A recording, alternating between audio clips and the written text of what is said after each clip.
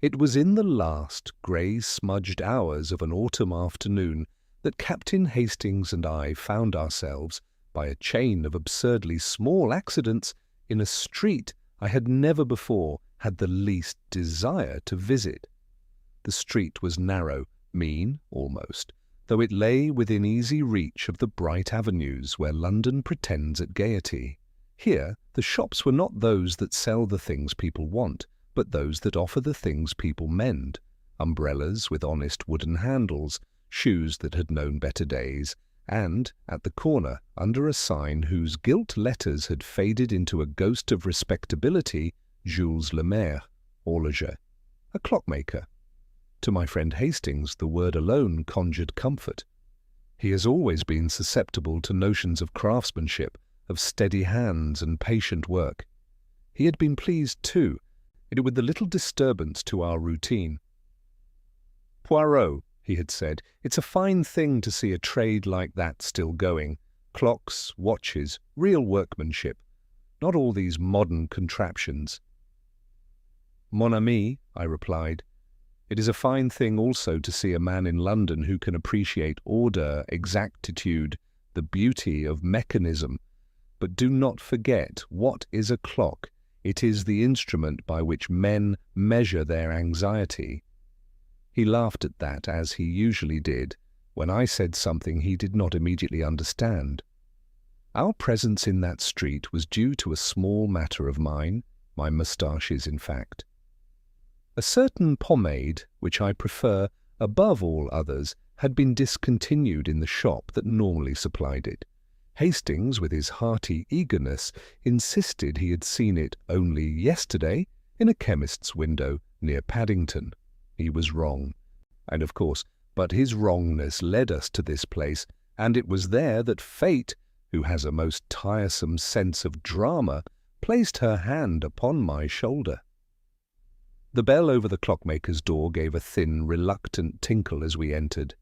Inside, the shop was narrow but deep, smelling of oil and old wood, the air filled with the faint metallic breath of time. Clocks lined the walls, tall grandfather clocks with dignified faces, bracket clocks with elaborate flourishes, and small alarm clocks whose harsh little hands seemed to twitch with impatience. Watches lay in trays like sleeping insects, their glass eyes shut. And everywhere there was sound. Tick, tick, tick, not in harmony, not a chorus, but 100 small arguments, each clock insisting upon its own truth. I felt at once a slight irritation, disorder in the arrangement too. The left-hand wall was neat, the clocks evenly spaced, the right-hand wall cluttered, with gaps, and a tilted barometer jammed between a marble-faced clock and a cheap modern thing. Hastings, entirely oblivious to the insult being offered to symmetry, said cheerfully, "Good afternoon." A man emerged from behind a half-open door at the back. He wiped his hands on a cloth already dark with grease. He was perhaps 55, thin to the point of sharpness, with hair that had once been black and was now mostly the colour of ash. His eyes were pale and strangely bright, as though all his life he had stared at tiny moving parts until his gaze had turned inward. For an instant his eyes went to me, then away again, quickly, like a man who has looked at a mirror and seen something unexpected. "Good afternoon," he said. His French accent was slight, but unmistakable. "How may I help you?" "I am Hercule Poirot," I said, "because in certain circumstances it is best to be plain. And this is my friend Captain Hastings." At the name, the cloth in his hands stopped moving. He did not say, "I have heard of you," as so many do. He did not show the eager curiosity of the innocent or the defensive disdain of the guilty. Instead, he looked, how shall I describe it, relieved, and at the same time alarmed, like a man who has been waiting for the knock on the door and is shocked when it comes from the window. You have come," he murmured. Hastings glanced at me, eyebrows raised. "We were passing," I said gently. Captain Hastings admired your shop. The man's mouth tightened. It is not admiration that brings Monsieur Poirot here. Perhaps, I said. It is only chance. He made a small sound, half laugh, half sob. Chance, he repeated, and his fingers clenched on the cloth until the knuckles shone. Yes, chance. Always they say it is chance until the clock strikes, and then it is too late. He took a step forward, then stopped, as though an invisible line had been drawn across the floor. Monsieur Poirot, he said abruptly, you must listen to me. I have done a thing, a terrible thing. I have kept it inside here. He pressed his fist against his ribs. It is eating me, but I cannot go to the police. And why not? Hastings asked quickly.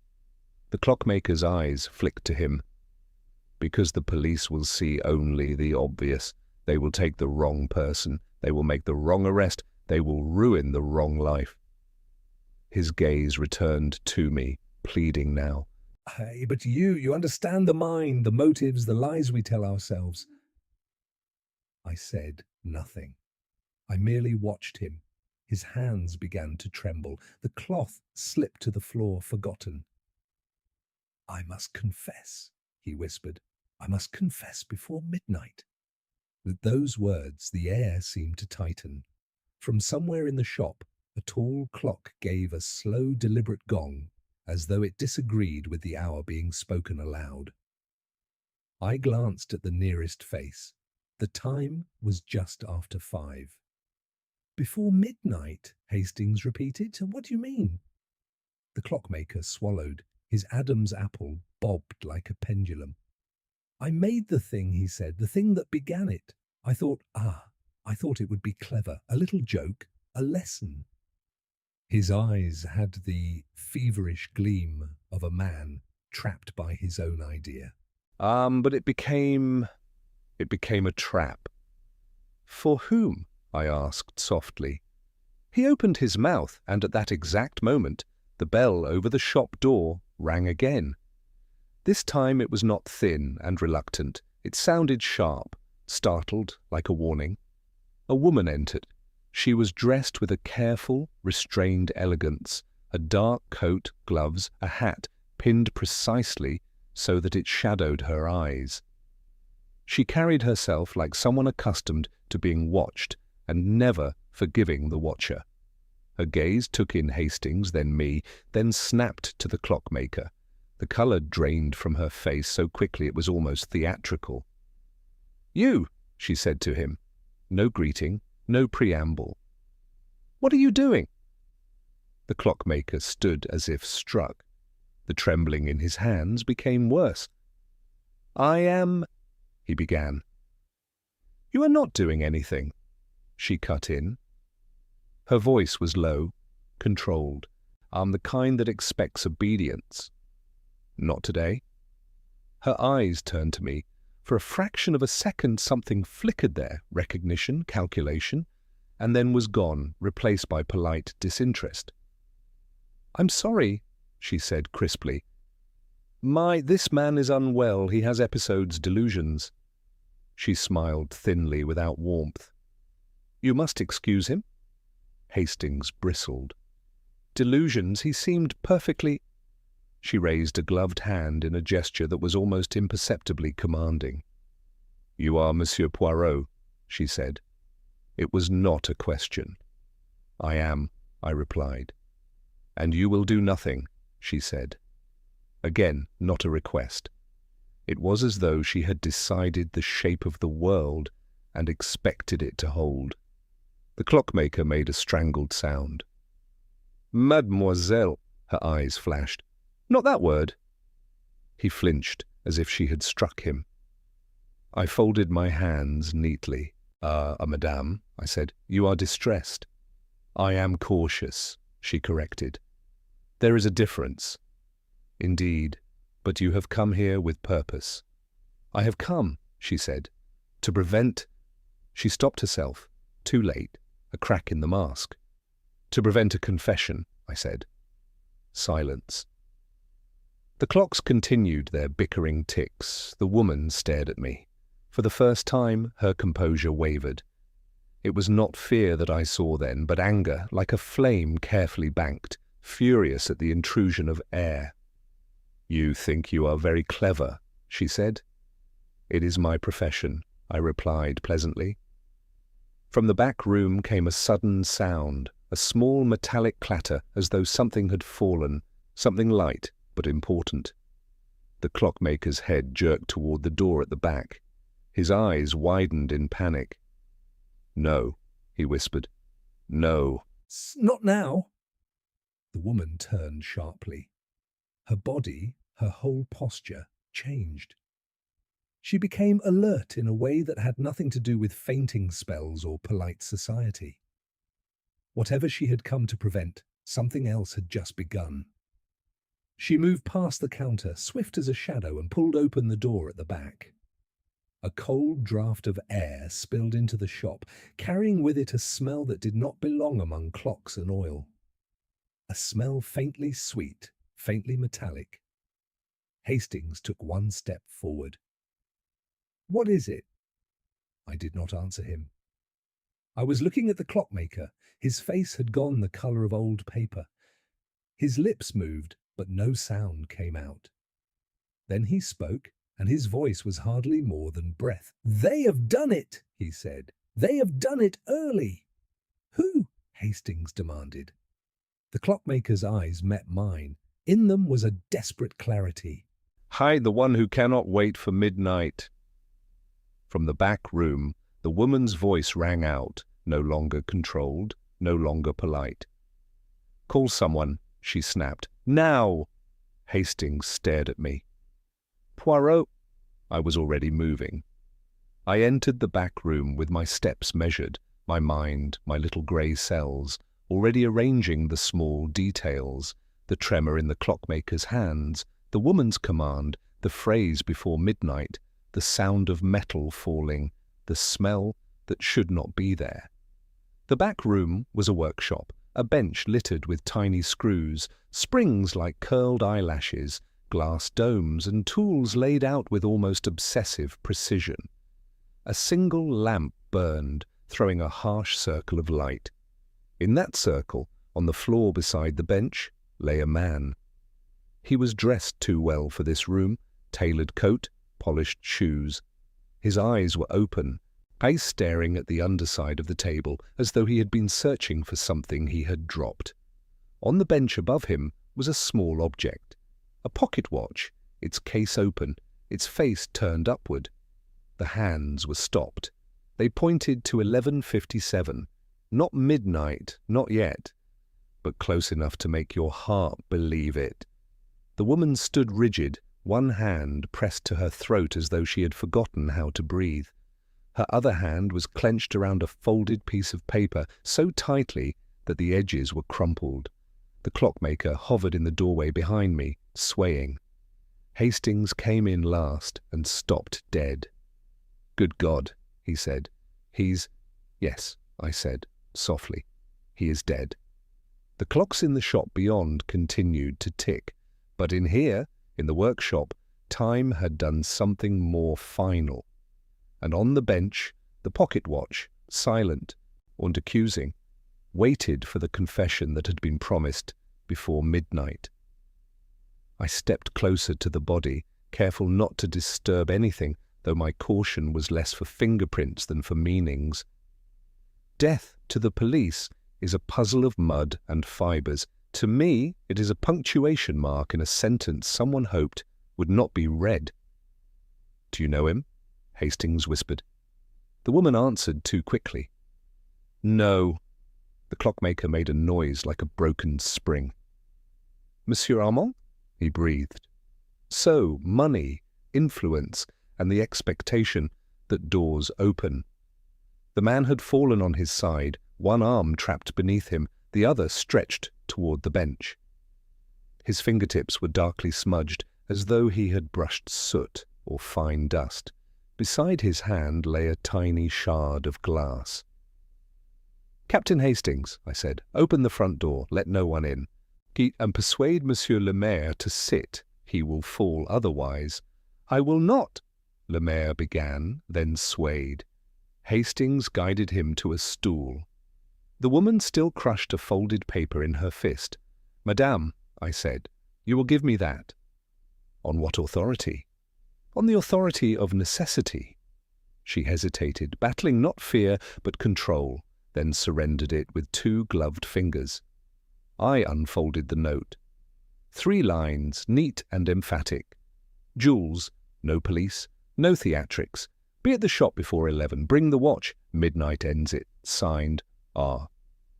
Brought to you? I asked. To him? She corrected. I intercepted it. A useful habit.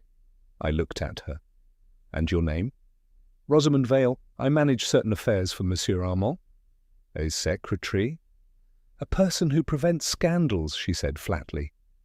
Then you came to prevent a confession, I said. Behind me, Lemaire gave a choked laugh. Always, she says, Jules, be quiet. Jules, you will ruin us. Us? Hastings echoed. Rosamond's gaze cut like a blade. Don't!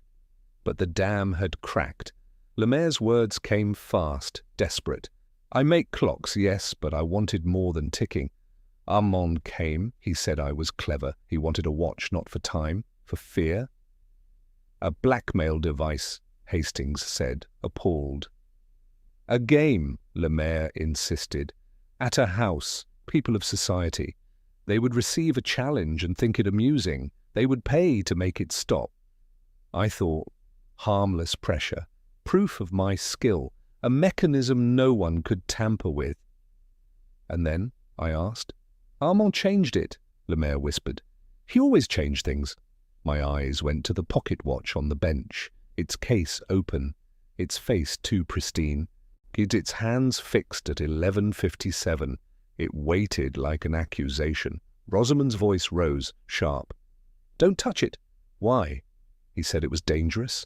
I said, glancing at the corpse. Yes, he said it could start a fire if mishandled. Lemaire shook his head violently. Not fire, I made only a tool, I finished gently. And tools obey the worst hands as readily as the best. I did not open the watch further. I merely examined the hinge, a fresh scratch. Someone had forced it. The shard of glass by Armand's hand, perhaps the crystal, cracked in a struggle. Hastings, I said, go outside and tell the first policeman you see there has been a death. Ask for Inspector Japp. Hastings grimaced. Japp will make a frightful fuss. I count on it, I replied. When he had gone, I turned to Rosamond. Tiens, you found him and did not scream at once. You gave orders. You are accustomed to emergencies. I've had practice, she said, and for the first time I heard weariness beneath her steel. And the smell, I said softly. Sweet, metallic. Did you notice it? Her eyes narrowed. Poison. Perhaps, I said. Or gas, something that makes time run out. Lemaire's hands clenched on his knees. Before midnight, he whispered. I must confess before midnight, or what? I asked. His eyes darted to the shop door as if the clocks might answer. Or someone would die? Rosamond's voice turned to a thread. Someone has. Someone has died, I corrected. But we do not yet know if this death fulfills the threat. Look at the watch. 11:57. If midnight ends it, why strike early, unless midnight is still coming? Lemaire stared at me, a misery widening his pale eyes. They did it early, he said. The guests. The guests invited to the game, I repeated. Where is this house? Rosamond answered as though reciting something she could not change. Ashgrove Hall, Surrey. There is a gathering tonight. Armand was to go there after collecting the watch. And you stopped him, I said. I tried, she whispered. But someone stopped him first. From the front shop came the bell again, then a hard knock, voices, the heavy tread of official boots. The police had arrived, bringing their certainties and their impatience. Japp would arrive with questions about doors and pockets, and I would let him. Meanwhile, I watched Rosamond's glove, a faint smear at the thumb, the same dark dust as on Armand's fingers. Not soot from a grate, powder from a delicate mechanism. I set the watch down with care. Somewhere, in a great house in Surrey, other clocks were ticking in comfort toward midnight. And now, with Armand dead and a threat already half kept, my little grey cells could see the shape of the trap, a confession demanded, a deadline named, and a circle of people who would do anything to avoid the moment the clock struck 12. Inspector Japp arrived, as I had predicted, in a gust of brisk authority that seemed to blow the dust from the very shelves.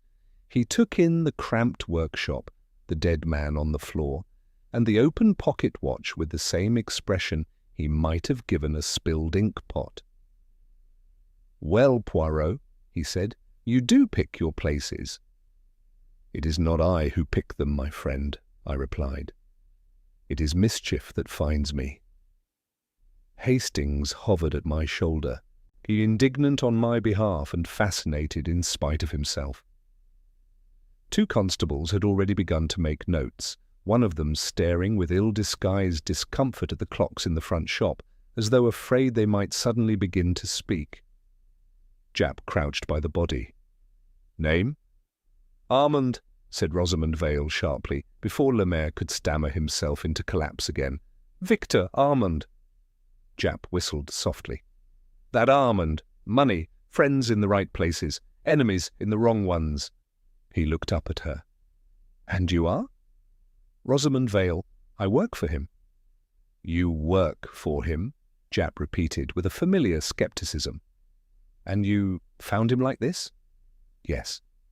"Alone?" "No, Monsieur Poirot and Captain Hastings were present in the shop when I arrived. I opened the door and found him." Her voice did not tremble, but her fingers had begun to knead one glove as though it were dough. Japp's eyes flicked to the note on the bench. "What's that?" "An invitation," I said smoothly. "To a gathering at Ashgrove Hall." Japp took it and read. "Midnight ends it," he murmured. "What does that mean?" "It means," I said, "that someone is playing with time." Japp snorted. "Someone's poisoned him, more like. That smell almonds, isn't it?" Hastings leaned forward. "I thought so too." I lifted a hand. "It is sweet, yes, but almonds are too dramatic for real life, and besides, Inspector, you are not a cook." Japp glared. "All right, Professor Poirot. What do your little grey cells say, then?" "They say first that Monsieur Armand did not die here by accident. Look, the shard of glass, the watch crystal cracked, the scratch on the hinge, fresh. Someone forced it open. Perhaps to see something, perhaps to do something, his fingertips powdered, as if from the innards of a mechanism. He reached for the bench as he fell. That is not a collapse at the doorway. He died where he struggled." "And the cause?" Japp asked. I pointed, not to the mouth, but to the lamp. "This lamp burns in the day. Why? Because someone expected to work in shadow. Yet the shop was open when we arrived. Monsieur Lemaire did not invite us to the back. The back was meant to be private." Lemaire made a weak protest. Sometimes I forget the lamp." "Yes," I said kindly. "One forgets many things when one is afraid." Japp straightened. "We'll have the doctor. We'll have the yardmen. And you, Poirot, you'll have your fun, but you'll stay out of my way." "On the contrary," I said, "I propose to be in your way, because time is in nobody's favour." He opened his mouth to retort, but at that moment a constable entered from the front with a pale face. "Sir," he said to Japp, "there's a lady outside. Says it's urgent. From Surrey. She insists on seeing Monsieur Poirot." Japp stared. "In my crime scene?" "She's already arguing with the other constable, sir." I sighed. Let her come. A moment later, she swept into the shop like a gust of cold air. She was young, perhaps 25, beautiful in the precise, expensively careless manner of women who have never been obliged to hurry for a bus. Her eyes were wide, but not with innocence. They were wide with panic, carefully disguised as indignation. "You!" she cried, fixing on me as though I were the only solid object in a collapsing room. "You are Hercule Poirot?" "I have that misfortune," I said. "But and you, mademoiselle?" "Lady Celeste Harrowby," she said, and the name rang like a small bell in Japp's mind. He had heard it in places where policemen are not invited. "You must come, at once. There has been an incident." Japp stepped forward. "Now see here, my lady, this is police business." "It is my business," she snapped. "Ashgrove Hall is my aunt's house. There is a party tonight. Something has been sent. A thing horrid. And Victor Armand was meant to bring—" She broke off, eyes sliding to the corpse, and then away as though afraid her own words might push her into the same position. "Oh, he's—" "Yes," I said gently. "He is dead. Now tell me what has been sent." Celeste's lips parted. Her gaze flickered to Rosamond Vale, and something in it hardened. "A letter," she said, "with a confession inside it. Or rather, half a confession. It says the rest will be spoken at midnight, in front of everyone." Japp's eyebrows shot up. "A confession to what?" "To murder?" Celeste whispered.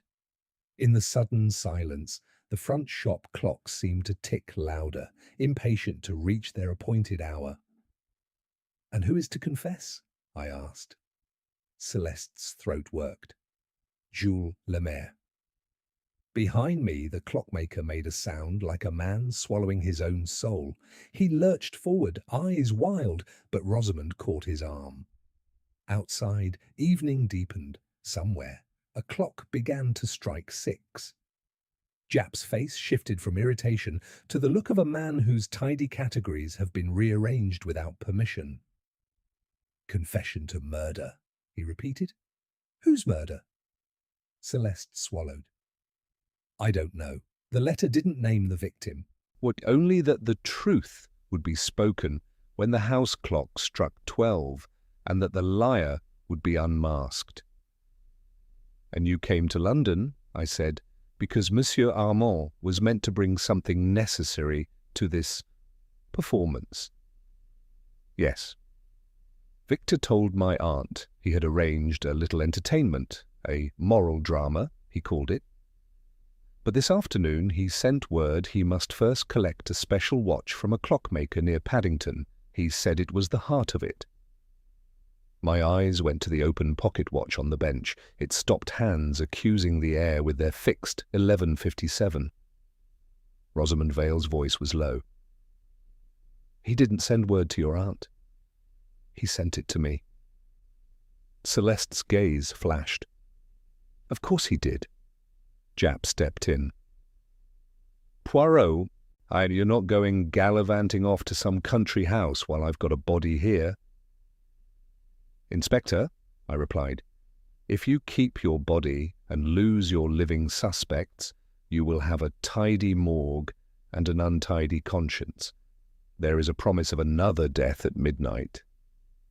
"Promise," Japp scoffed, but his eyes slid unwillingly to the wall clock.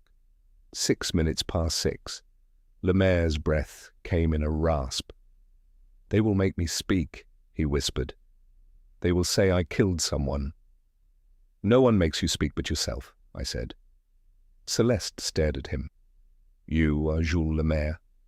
Then it is true. Victor found you." Lemaire flinched. "I do not know you, mademoiselle." "You will know my house," she retorted.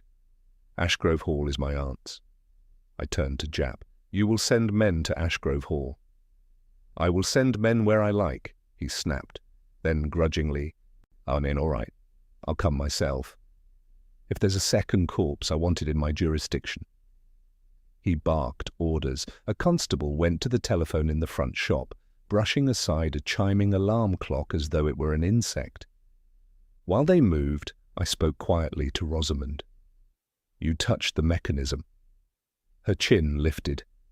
I saw him with it open. I closed it. I didn't want anyone to think you had been searching inside, I finished. What were you searching for? The quickest way to stop it, she said, and for the first time her voice bent. He told me it was a game, but I've watched men ruin lives for sport. When that note came, midnight ends it, I knew it wasn't sport anymore. I lifted the watch by its edges. It felt heavy, not for its size, but for its intent. The cracked crystal carried a faint sweetness, sharper than perfume, oddly like varnish and wilted flowers. Hastings, I said, do you smell it? He leaned in and grimaced, like a scent gone wrong. Or a solvent, I murmured. Something that evaporates. Japp noticed and scowled. Put it down, Poirot. I will carry it, I said. It is evidence, and it may be a weapon. A weapon? It's a watch. A watch can be a key, Inspector, or a lie. Celeste's hands twisted. My aunt has gathered a closed party, 10 people, all with reasons to fear Victor Armand. He made himself useful to them and then demanded payment. Blackmail, Japp said. Celeste nodded. If this confession happens, it will destroy someone. And if it doesn't, her voice caught. The letter said there would be consequences. Lemaire shook his head violently. I did not write that letter. Oh, I've not even been to this Ashgrove Hall. Not yet, I said. The arrangements were made with the brisk efficiency the police reserve for disasters that might embarrass them. We moved out through the shop, past the watching clocks. Their ticking followed us into the street as if time itself were curious. Outside, the sky had turned pewter. Every lamp seemed premature. Japp bundled Celeste into one car with a constable as though she were both witness and contraband.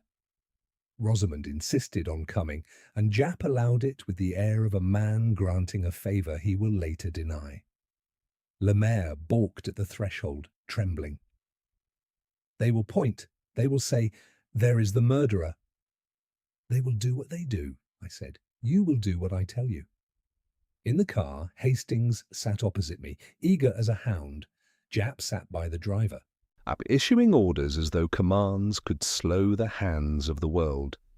As we left London, the roads opened, the hedgerows rose like dark walls, and the promise in that note grew louder in my mind. Midnight ends it. But what is it? A scandal? A life? A mechanism waiting to exhale? I opened the watch just enough to see the inner rim. Beneath the cracked crystal was a hairline groove, freshly cut, precisely placed, as though meant to hold a thread of something invisible. Across from me, Lemaire sat rigid, his hands clasped as if praying to a god of gears. Rosamond watched him without touching, her composure a sheath over dread. Somewhere behind us a church bell sounded the half-hour, and I counted it automatically in the dusk. I snapped it shut and met Hastings's eyes. "Mon ami," I said softly. "Yeah, we must arrive before the clocks do." We reached Ashgrove Hall at 8:15, the tyres hissing on gravel as though the house itself warned us to tread lightly. The place rose from its parkland with an air of inherited certainty. Broad lawns clipped into obedience, yews sculpted into dark geometry, windows lit in squares that suggested comfort to anyone who had never been comfort's prisoner. A footman opened the door before the bell had finished, and I noted at once the practised strain behind his neutrality. Voices floated from within, laughter too bright, like glass held up to a lamp. Lady Harrowby met us in the entrance hall. She was a tall woman in her late 50s, arranged, her silver hair smoothed as though rebellion were a personal insult. Yet her eyes were red-rimmed, and her composure had the rigid sheen of something lacquered over a crack. "Inspector Japp?" she said. and managed to imply he had been invited only by misfortune. Her gaze fell on me. Monsieur Poirot, Victor spoke of you with amusement. Then he was a man of taste, I said. She did not smile. My guests are in the drawing-room. They are unsettled. Understandably, Japp said, we'll want everyone's names and we'll want them kept together. Lady Harrowby's mouth tightened, but she signalled to a maid. Bring them coffee, and tell cook to keep the kitchen quiet. We crossed to the drawing-room. It was a large, handsome chamber, all polished wood and soft lamps, with a fireplace that burned more for atmosphere than need. 10 people stood or sat in uneasy clusters, each pretending in their own style that they were not pretending. And when we entered, talk thinned and died. Celeste moved ahead of us. "Aunt," she said quickly, "and Victor is dead." A sharp intake ran round the room. A stout man in a dinner jacket muttered, "Good Lord," while a younger one, pale and fashionable, let out a short, involuntary laugh that sounded like a cough. Lady Harrowby lifted a hand. "Whatever has happened in London is dreadful, but here," she looked at Japp, "here we have had enough drama for one night." I watched them as she spoke. A woman with pearls sat very straight, hands folded so tightly the knuckles showed. An elderly gentleman stared at the carpet with the fixed concentration of a man listening for a cue. A ruddy-faced colonel dabbed his brow, though the room was not warm. A thin cleric stood by the mantel, as if it were an altar. Different disguises, the same fear. "Let us begin," I said, quietly. "Who received the letter?" All eyes shifted with remarkable unanimity to a small escritoire near the window. Upon it lay an envelope, creamy and thick, as if it had been chosen to make threats appear refined.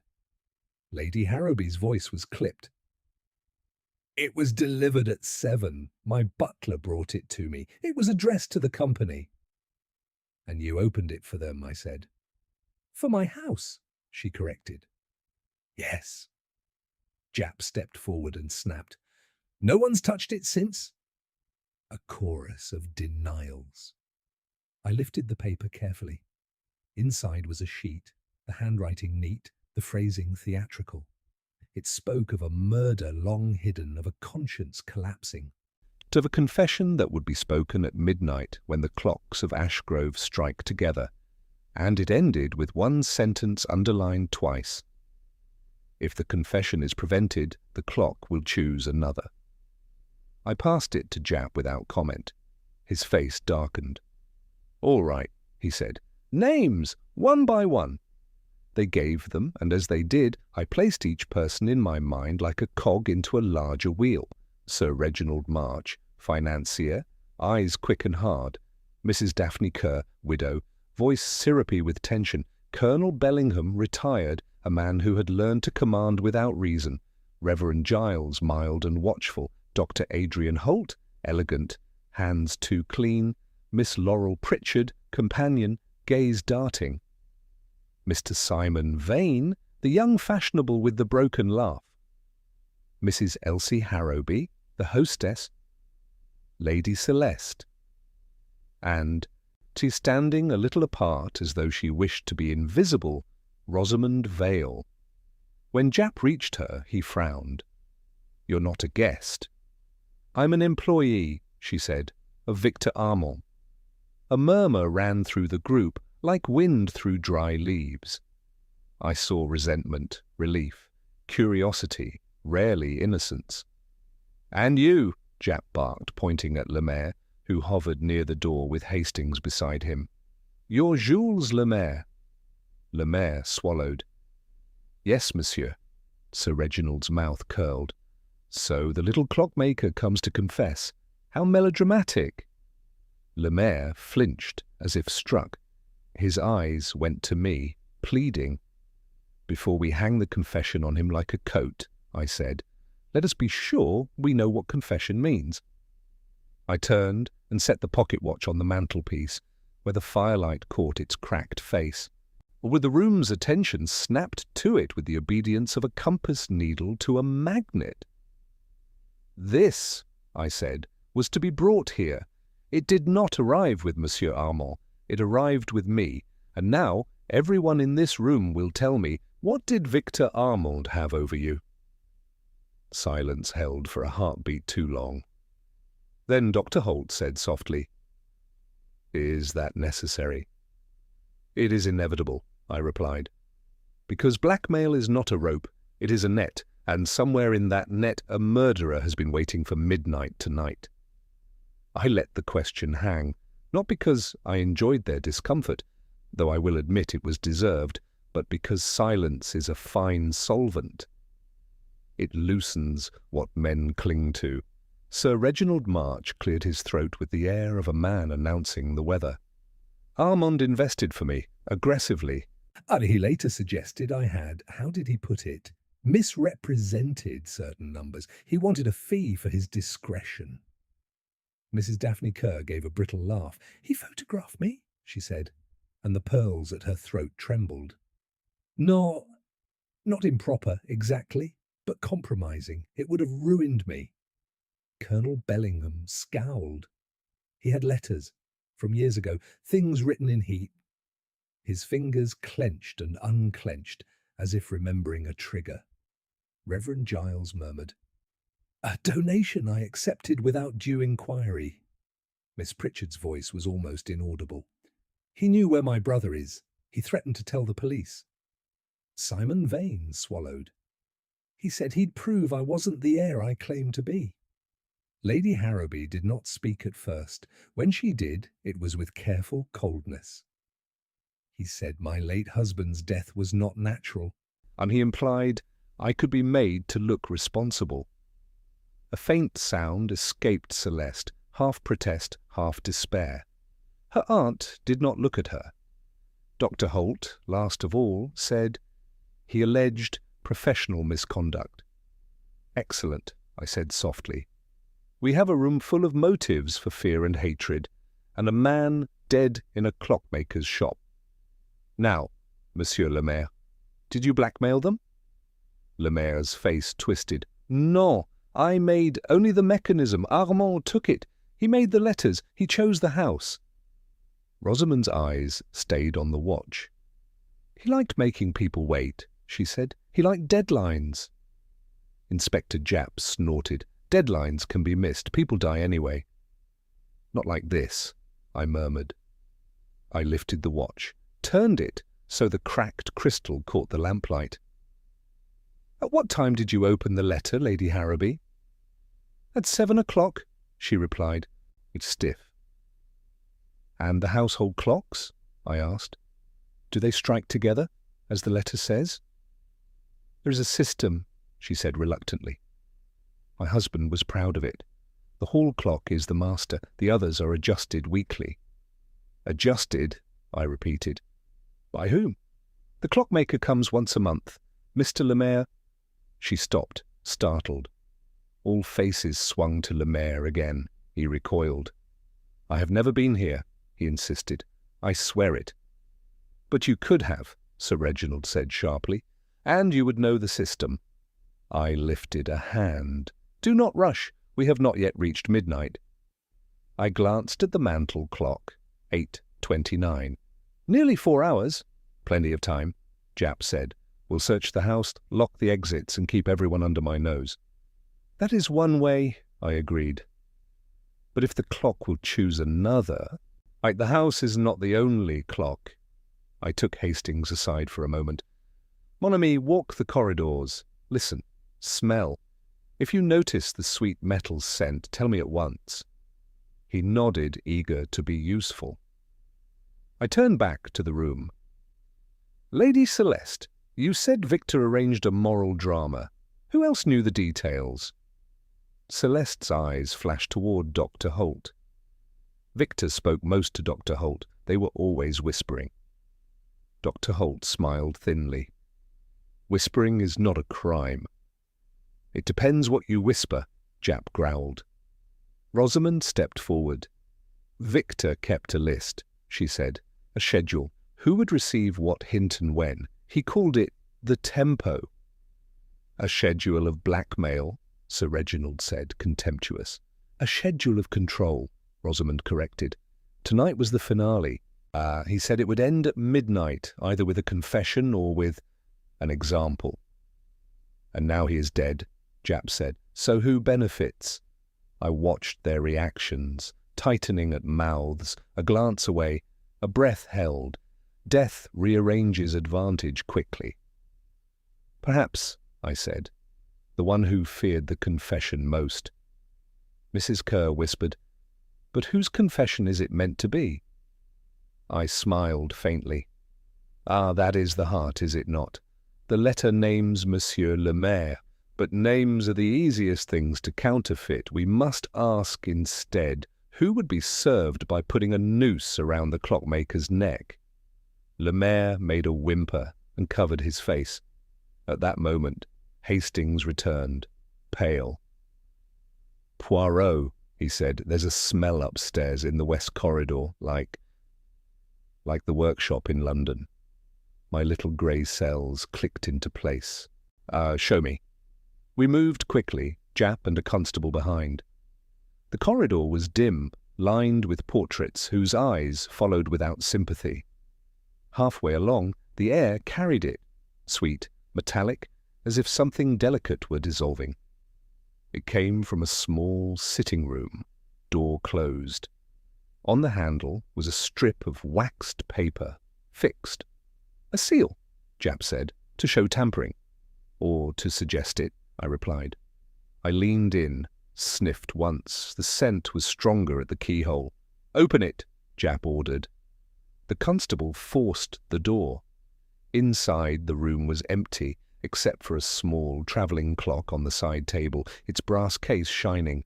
Beside it lay a thin glass vial, cracked, and a damp stain spreading like a shadow. The clock's second hand was moving, but sluggishly, as though time itself were wading through syrup.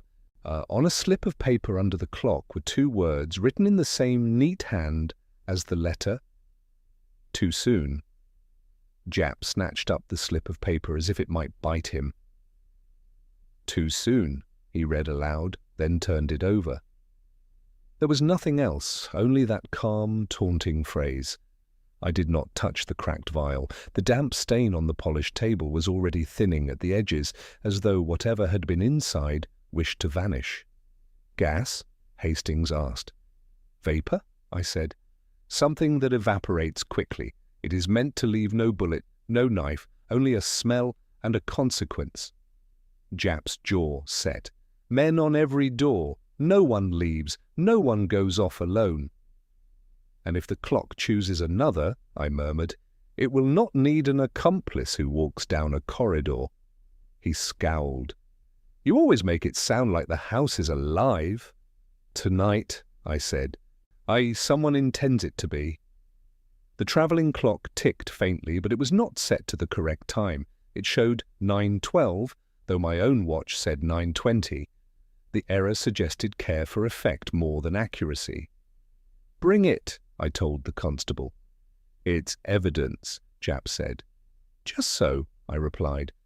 And it must be protected from clumsy curiosity, yours included. He muttered, but allowed the constable to carry it downstairs to the drawing-room, where the company waited like chess pieces that had begun to resent the hand that moved them.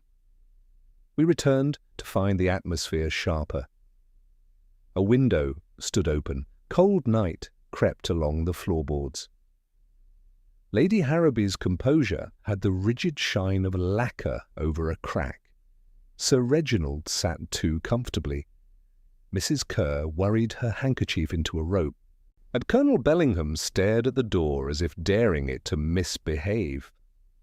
Dr. Holt watched me with a doctor's calm that did not reach his mouth. Reverend Giles held a brandy he did not drink. Rosamond Vale remained apart, eyes measuring. Lemaire perched at the edge of a chair, hands locked together. The constable placed the travelling clock on the mantel beside the cracked pocket watch. One stopped, one struggling. An allegory made in brass.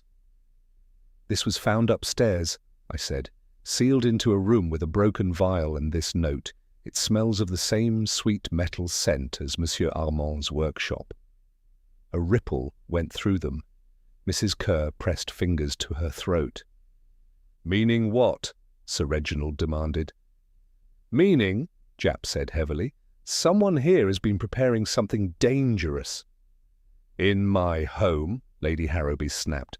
"And the note said, too soon," I continued. "Too soon for what? For death? For discovery? Or for midnight?"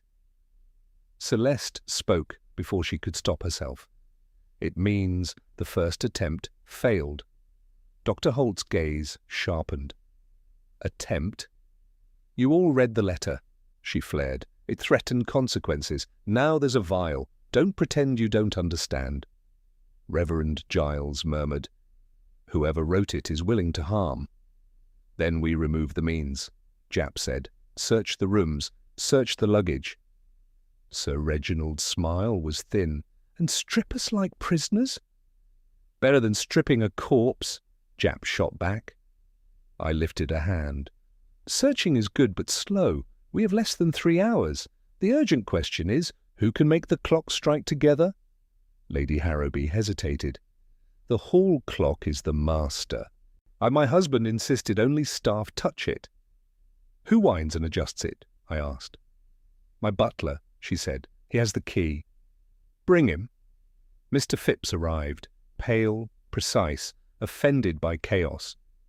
He answered neatly. "Yes, sir. The master clock is wound daily at 10. I adjust the other clocks each Sunday. No, sir, I have not altered anything today. No, sir, no one else has the key." "Where is it?" Japp demanded. "In my pocket, sir." He produced a small brass key. I took it, weighed it, and returned it. A key tells you who should have power, not who used it. Sir Reginald scoffed. "Poirot, you think someone's going to make the clock strike wrong?" "I think," I said, "someone wants them to strike together. Clocks drift. Harmony requires a hand." Miss Pritchard whispered, "But the letter promised they would." "Promises are kept only by those who intend to keep them," I replied. Mrs. Kerr's voice came thin. "If the confession is prevented, the clock will choose another." "Who is another?" "A substitute victim," I said. "A demonstration, the murderer's way of saying, 'You cannot stop my story.'" Lemaire gave a small, strangled sound. "And they will say it was me." "Unless," I said softly, "we give them a better story, one that is true." I lifted the cracked pocket watch so all could see. "This watch has a groove beneath the crystal. It is meant to hold a thread, perhaps soaked, with a volatile poison." Monsieur Armand forced it open. He breathed what he released. "He died before he could bring it here." Dr. Holt spoke quickly. "That is speculation." "Then explain the smell," I said. He did not. Japp rubbed his forehead. "All right, we guard everyone. We watch the clocks, and at midnight, I interrupted, we gather here as the letter demands, not because we obey, but because we want to see who expects obedience." Outside, the hall clock struck 9. Even Japp's bravado sounded slightly forced then. The sound rolled through the house like a warning, and I saw, in more than one face, the instinctive flinch of a person counting down to something they cannot avoid. For the next 2 hours, the house existed in enforced politeness. Japp's men stood at doors and corridors, trying to look like furniture and succeeding only in looking like policemen. The guests were offered coffee they did not drink. Conversation came in brittle fragments, then died in wary, listening silence. I watched them, and I watched the clocks. The hall clock could be heard even from the drawing-room, a deep, confident tick that seemed to command the others. The travelling clock we had brought down did not quite keep pace. Its second hand lagged, then caught up, as though something inside it were sticky. At a little after 10, Lady Harrowby's butler reported that the servants had found nothing suspicious in the west wing, and that the sealed sitting room had not been entered since morning. "That means," Japp said, "someone else sealed it." "Or sealed it after it was used," I murmured. Sir Reginald March gave a short laugh. "You're chasing ghosts." "Ghosts are usually made by living hands," I replied. I asked Mr. Phipps to show me the master clock. He objected, quietly, but Lady Harrowby gave a curt nod. In the hall the clock stood in carved oak, but behind the glass the pendulum swung with patient certainty. Above, the hands crept toward 11. Phipps produced the key and opened the lower door. The air carried the faintest trace of that sweet metallic scent, so faint one might blame polish, unless one had smelled it in a workshop over a corpse. "Do you use any special oil?" I asked. "Standard clock oil, sir," Phipps replied. "A few drops only." I bent closer, not to the gears, but to the inner edge of the door. There was the palest smear, almost invisible, like a thumbprint in syrup. Rosamond Vale drew in a breath. "From the vial," she whispered. "Or from the pocket watch," I said. Phipps bristled. "No one has been near this clock?" "Except the person who winds it at 10, I replied. His colour rose. "I have not yet." Lady Harrowby's eyes narrowed. "Phipps, did you wind it tonight?" He hesitated. "No, my lady, with all that has happened, I postponed it." "And yet the clock has not slowed," I said softly. "Someone has attended to it." Japp moved at once. "Phipps, you're coming with me." The butler's gaze flicked to his mistress. She did not rescue him. "Inspector," I said, "do not arrest him yet. Not until we know what he is afraid of saying." Japp glared, but kept his hand from Phipps's arm. "All right, he stays where I can see him." Back in the drawing-room, the time was 11:10. I placed the travelling clock beside the cracked pocket watch and opened both cases just enough for all to see. Murmurs rose. Mrs. Kerr looked as if she might faint. Dr. Holt's gaze sharpened, then slid away. "What are you doing?" Sir Reginald demanded. Showing you the difference between a threat and a method," I said.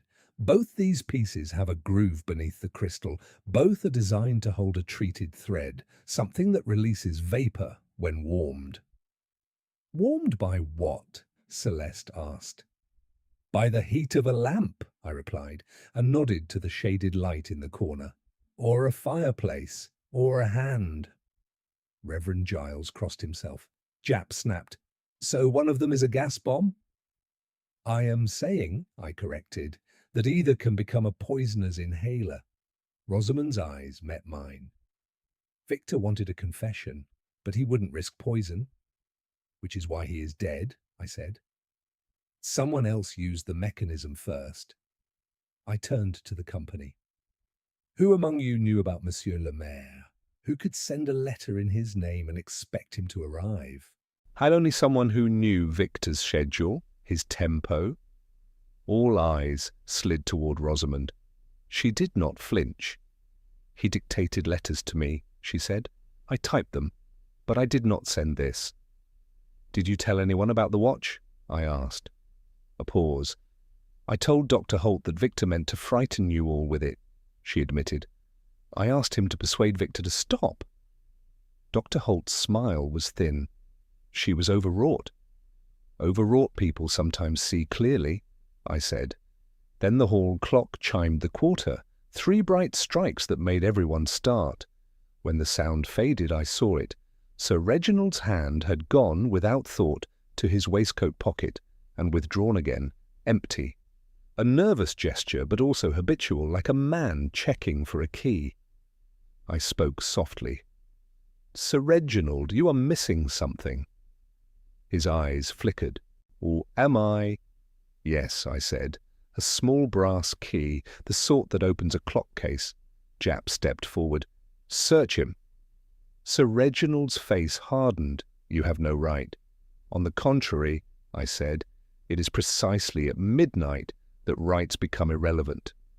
Japp's constables moved. Sir Reginald's hand shot out, not toward his own pockets, but toward the mantle, toward the pocket-watch. He snatched it, and for an instant his fingers pressed the cracked crystal as though he meant to twist it free. I caught his wrist. The watch slipped, clattered, and fell open on the rug. Inside lay a thin, dark thread, coiled and glistening faintly, like a hair dipped in oil. And in the room's sudden collective breath, I heard the master clock's tick quicken, just once, as though time itself had flinched. Japp's hand closed on Sir Reginald's shoulder, but I kept my grip on the wrist a moment longer, feeling the pulse that hammered there, fast and suddenly reckless. "You fool," Rosamond breathed. Not anger, recognition. Sir Reginald wrenched free, smoothing his waistcoat with fury that tried to pass for dignity. "Get off me," he snapped. "That thing—" He nodded at the watch on the rug. "It proves nothing." "It proves you intended to handle it," I said. Japp bent, took out his handkerchief, and with care pinched the dark thread between cloth and forefinger. The faint, sweet scent rose at once, sharper now, like bruised flowers. "Poison," Japp said. "March, you're under arrest." Sir Reginald's eyes flashed. "On what? Touching a watch?" "For tampering with evidence," Japp growled. I raised a hand.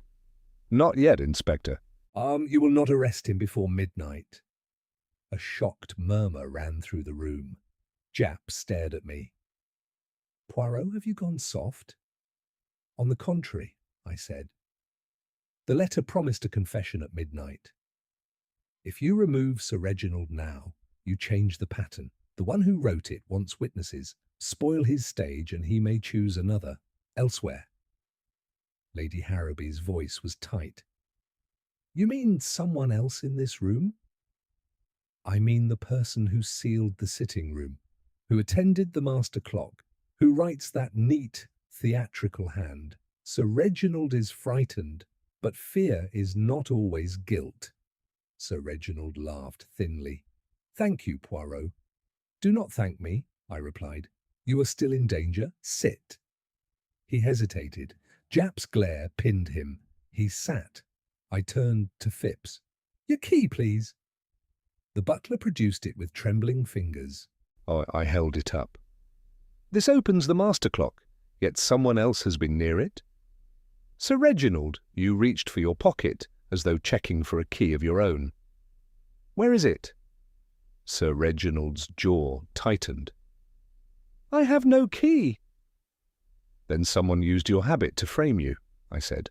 "Or you used someone else's key." Dr. Holt spoke softly. "This is absurd theatre." "And yet you have stayed," I replied. "All of you fear midnight. That is the true theatre, people who would rather face poison than truth." Mrs. Kerr's voice quavered. "What truth?" "The truth of who killed whom," I said, "and why Armand was the first to die." Rosamond stepped forward. "Victor didn't intend anyone to die tonight. He wanted to force a confession, something from years ago. He called it cleansing." "A blackmailer's favourite word?" I said. She flinched, but held my gaze. That is why I begged him to stop." "And you went to the clockmaker's shop," I said, "to prevent him bringing the watch." "I went to stop the mechanism," she said. "I didn't know Armand would go himself." Sir Reginald seized it. "Yet you arrived quickly. How did you know where he was?" "Because I had his schedule," she snapped. "Because he told me."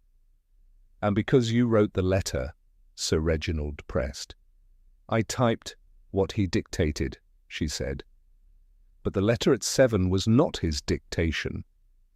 I watched her gloves. The cuff of one was faintly stained, as though she had brushed the damp residue of a vial. She had been in that sealed room, perhaps to discover it, perhaps to create it. Hastings leaned close. "Poirot, If the thread gives off vapor, someone could have placed it where heat would release it, I murmured. I raised my voice. Inspector Japp, order the fire to be damped at once. No flames in any fireplace. Extinguish the lamps that run hot and bring candles. Lady Harrowby protested, but Japp barked orders. As the fire was poked down, I saw Dr. Holt's gaze flick quickly to the mantel clock. 11:44. Now, I said, we remain here. No one touches a clock. No one touches the watch. Captain Hastings, stand by the door. Hastings straightened. I went to the mantel and lifted the travelling clock, careful not to tilt it. Beneath its brass base was a small corked aperture. I turned it to the light. The cork bore a faint smear of dark varnish. A reservoir, I murmured. A slow leak? Meaning? Japp demanded. Meaning the poison can be released without opening the case, I said. Warm it, it breathes. Shake it, or it breathes faster. Miss Pritchard gave a stifled sob. Reverend Giles murmured a prayer. Sir Reginald's voice cut through. Then why bring it here at all? Because someone wanted us to see it, I said. To watch each other, to panic, to make mistakes. That is the mind game. Outside, the hall clock began to gather itself, as though taking a deeper breath before speaking. The house seemed to pause with it. I looked around the room, meeting eyes one by one. At midnight, I said, the liar expects safety in confusion, so we will give him no confusion, we will give him only attention. The first stroke of the quarter sounded, 11:45, and in that moment, somewhere above us, a sharp crack rang out, like glass breaking in a locked room. Everyone froze. Japp spun toward the door. And one of the constables was already running for the stairs. Lady Harrowby's hand flew to her mouth. Celeste whispered, "The sealed room." I shook my head. "Not West Wing," I said.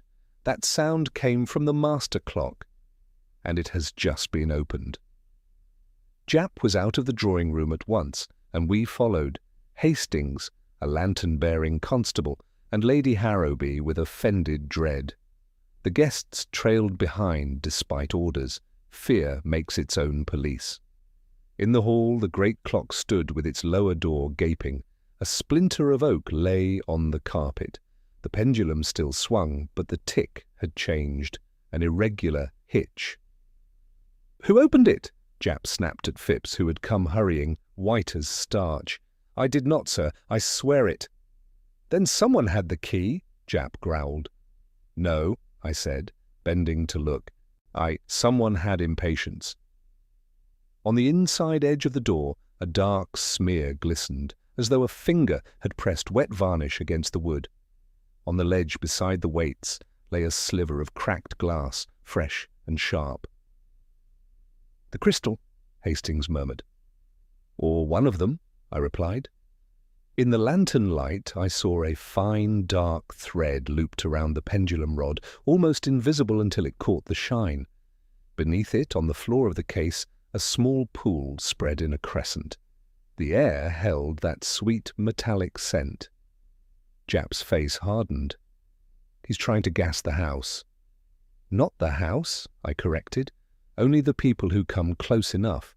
That is why the letter promised the clocks would strike together, so everyone would gather here to watch a confession and breathe." Lady Harrowby made a sound. "In my hall." "In your hall," I said.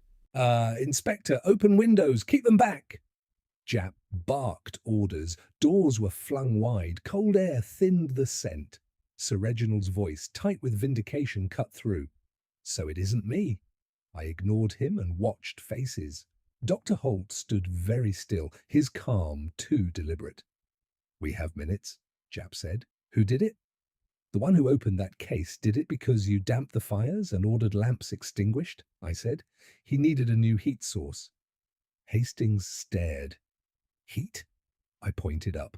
A tall gas lamp burned above the hall table. "Warm the thread it breathes." Japp swore and turned the lever. The flame shrank and died. A bright, wrong chiming came then from the drawing-room. "The travelling clock," I said. We hurried back. On the mantel, the travelling clock's second hand was spinning, whirring in a frantic blur. And the brass case radiated heat. Someone had started it, made it warm, made it exhale. "Windows!" I commanded. "Do not crowd!"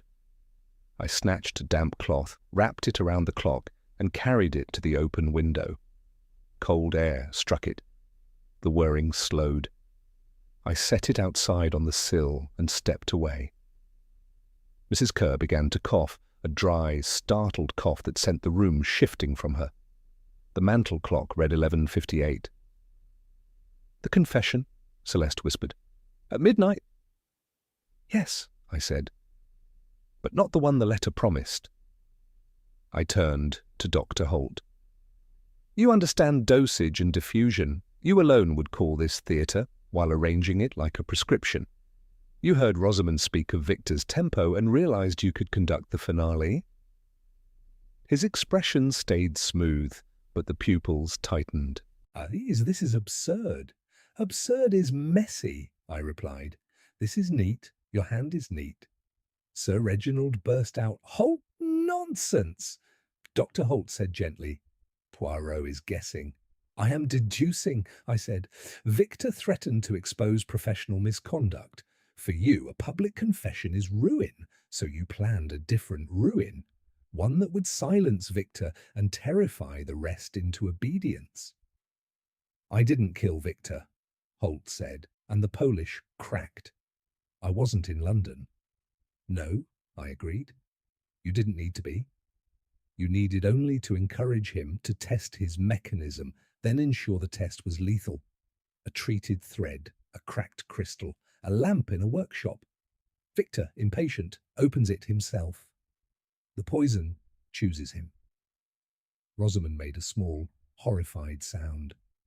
"He asked me about solvents," she whispered. "Weeks ago." Japp stepped forward. "Oh, Holt!" At that instant the hall clock began to strike, and struck wrong, stuttering, as if time itself had been sabotaged. Dr. Holt's composure snapped. His gaze darted to the door. He moved, and Hastings moved too, blocking him. Holt's hand plunged into his pocket and came out with a small brass key. "The master clock," I said softly.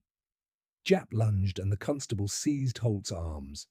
Holt struggled once, then went still, breathing fast. "It wasn't meant to kill anyone else," he said, low and bitter. "Only to make them listen, to make them do what I told them. To make them obey at midnight," I said, "as Victor made them obey with money." Japp tightened his grip. "We'll talk at the station." I looked at the guests, shaken, coughing. I staring at one another with the dawning knowledge that their secrets had nearly been buried under a convenient tragedy. "You see," I said quietly to Hastings, "it was never a race against midnight. It was a race against men who believe midnight absolves them." From the hall came another sound. The master clock, recovering, struck 12 at last, one clean sequence, as if ashamed of its earlier stumble. No one cheered. The strokes only proved how close we had been to obeying a murderer's timetable. Japp sent a constable to fetch the key that had fallen, and another to keep the windows wide until the air tasted ordinary again in this chilled house. The hall clock's final stroke lingered in the rafters and then dissolved into the cold night air that drifted through the open windows. Midnight had come, and with it not a confession spoken by trembling lips, but one extracted by logic. Dr. Holt stood between two constables, his earlier composure fallen away like a discarded coat. In its place was something far less impressive, resentment stripped of elegance. Lady Harrowby sank into a chair as though the house itself had shifted beneath her. Celeste hovered near her aunt, pale but steady. Sir Reginald avoided everyone's eyes. Mrs. Kerr dabbed at her face. Colonel Bellingham stared fixedly at the extinguished gas lamp, as if memorizing the object that might have killed him. Japp turned to me. "All right, Poirot, you've stopped the show. Now give them the curtain speech." I inclined my head slightly. With pleasure. I stepped into the centre of the drawing-room, where all could see and hear. The travelling clock still sat on the sill outside, cooling in the night air. The cracked pocket watch lay on a side table, inert at last. "Ladies and gentlemen," I began, "you were invited tonight to witness a confession. Instead, you have witnessed a demonstration of fear, of guilt, and of the danger of believing that control belongs to the cleverest man in the room." My gaze rested briefly on Holt. Victor Armand was a blackmailer. He gathered your secrets as a collector gathers rare coins. He believed that by forcing a confession at midnight, he would elevate himself from manipulator to moral judge. He wished to expose one among you for a past crime. A murmur rippled through them. "But," I continued, "Victor underestimated two things. First, the blackmail breeds not remorse but desperation. Second, that among his victims was a man who understood chemistry as well as psychology." Dr. Holt's jaw tightened. "He learned from Mademoiselle Vale of the mechanism, a watch designed to release a vapour when warmed, a device meant, perhaps, only to frighten. But Dr. Holt saw in it something more efficient. He suggested refinements under the guise of curiosity. He inquired about solvents. He tested concentrations. He ensured that when Victor first opened the altered watch, alone, in the workshop, it would deliver not a warning, but death." Rosamond closed her eyes briefly. "Victor died before he could bring his theatrical prop here, but Dr. Holt could not allow the plan to collapse. If the promised midnight passed without incident, suspicion would shift, so he preserved the drama. He sent the letter in Lemaire's name, ensuring that attention would fall on the clockmaker. He prepared the travelling clock upstairs as a secondary device. And when Inspector Japp prudently damped the fires, he adapted, opening the master clock and attaching the treated thread where heat from the gas lamp would complete his design. I paused, letting the picture settle. The phrase "the clock will choose another" was not poetry, it was instruction. Gather at midnight, stand near the clock, breathe. Mrs. Kerr shuddered visibly. Sir Reginald cleared his throat. "And the sealed room?" "A rehearsal," I said. "A smaller release, to test both the mechanism and your nerves. The note, 'Too soon,' was written to sustain suspense, to suggest that death had nearly occurred but had been delayed. Fear is most potent when postponed." Japp nodded grimly. "He nearly managed it." "Indeed," I said. "Had we not extinguished the lamps and opened the windows, the vapour would have concentrated. Perhaps one of you would have collapsed. In the confusion, Dr. Holt would have been the calm physician, diagnosing faintness, directing air, diverting suspicion. And the legend of the clockmaker's confession would have obscured everything." All eyes turned to Lemaire, who looked as though he had aged 10 years in one night. "You were chosen," I told him gently, "because you were convenient, a foreign craftsman with access to mechanisms, a man already anxious, already isolated. Your fear made you believable." Lemaire's lips trembled. "I wanted only to be clever." "Cleverness," I said softly, "is safest when it is modest." Dr. Holt gave a short, bitter laugh. "Oh, you make it sound so tidy." "It is tidy," I replied. "You killed Victor in London by encouraging him to test what you had subtly transformed. You came here expecting the watch to arrive. When it did not, you improvised with the second device you had prepared." You opened the master clock when the opportunity arose, believing that the gathering at midnight would mask the final act. Holt's shoulders sagged. He deserved to be stopped, he said. He would have ruined lives. And so you risked ending them, I answered. Inspector Japp signalled the constables. They led Holt toward the door. He did not resist this time. When he had gone, the house seemed to exhale. Lady Harrowby looked at me. Her composure softened into something more human. And the confession Victor intended? I met her gaze steadily. That is no longer required, and whatever happened in the past, it does not need midnight theatrics to be addressed. If there is guilt, it must be faced in daylight, not weaponized in darkness. Sir Reginald shifted uncomfortably. Others avoided her eyes. Hastings came to stand beside me, his expression a mixture of relief and admiration. You saw it from the beginning, didn't you, Poirot? Not from the beginning, I said, but from the moment Sir Reginald reached for the watch, not to hide it, but to destroy what it contained. A guilty man conceals, an innocent but frightened man attempts to eliminate danger. The true murderer, meanwhile, watches for advantage. And the groove beneath the crystal? Hastings asked. The smallest detail, I replied, often carries the heaviest meaning. Outside, beyond the open windows, the night had settled into a calmer rhythm. The master clock ticked again with proper confidence, as though embarrassed by its earlier betrayal. I turned to the company one final time. Midnight, I said, is only a number on a dial. It has no moral power. Men give it power by choosing what to do before it strikes. Celeste drew a steady breath. Lady Harrowby straightened, not with pride now, but with resolve.